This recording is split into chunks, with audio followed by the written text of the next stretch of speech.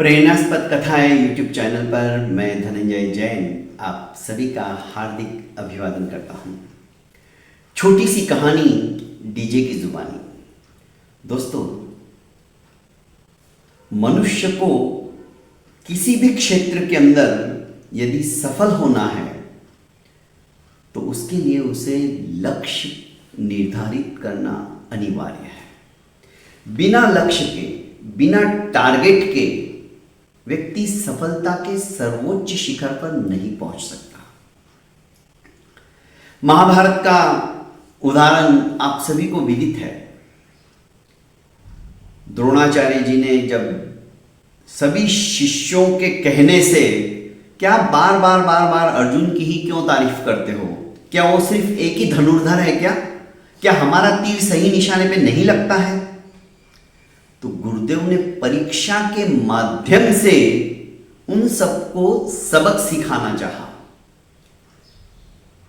एक बार उन्होंने एक पेड़ के ऊपर मिट्टी का तोता बनाकर रख दिया और उस तोते की बाईं आंख को विदीर्ण करने का आदेश दिया बारी बारी से।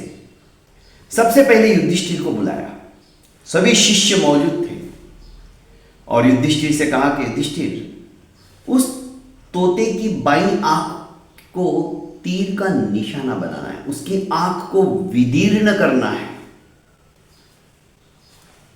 करता हूं गुरुदेव, जैसी आपकी आज्ञा। जैसे उन्होंने तीर को कमान पे साधा और निशाना बनाने लगे, गुरुदेव ने कहा, तनिक रुको, तुम्हें क्या दिखाई दे रहा है? अपना तीर और कमान थोड़ा नीचे करके युधिष्ठिर ने कहा, गुरुदेव, मुझे सब कुछ दिखाई दे रहा है। तोता दिखाई दे रहा है, पेड़ दिखाई दे रहा है, पेड़ की टहनियां दिखाई दे रही है, आप दिखाई दे रहे, ये सभी दिखाई दे रहे हैं। मेरी आंखें अभी सभी दृश्यों को बारीकी से देखने में समर्थ है। आप ये कैसा सवाल पूछ रहे हो? युधिष्ठिर को द्रोणाचार्य जी ने कहा कि तुम रहने दो। एक एक करके सभी शिष्यों को बुलाकर यही सवाल पूछा गया और सबने जब इसी प्रकार के अलग अलग उत्तर दिए तो सबको रोककर जब धनुर्धर, गांडीवधर पार्थ, धनंजय,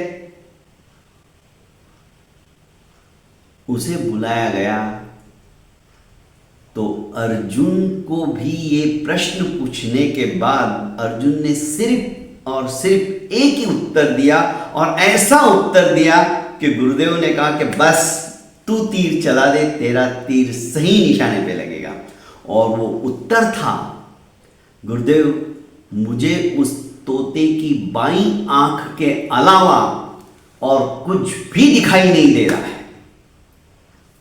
ये चीज होती है जब हमें अपना लक्ष्य निर्धारित करके उसके ऊपर चलने के लिए समुद्रित हो जाने की प्रेरणा अंतर से जगती है ना, हमें अपने लक्ष्य को पूरा करने के अलावा और कुछ भी सूझता नहीं। दिन रात उठते बैठते सोते जागते सिर्फ और सिर्फ हमें अपनी मंजिल को पाने की लालसा रहती है।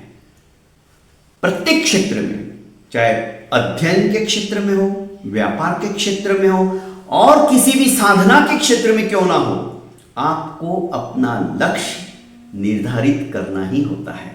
इस तरह से हम भी यदि जीवन का लक्ष्य निर्धारित करके चलेंगे तो मैं समझता हूं हमारा जीवन सचमुच में सफल हो जाएगा। बहुत बहुत धन्यवाद।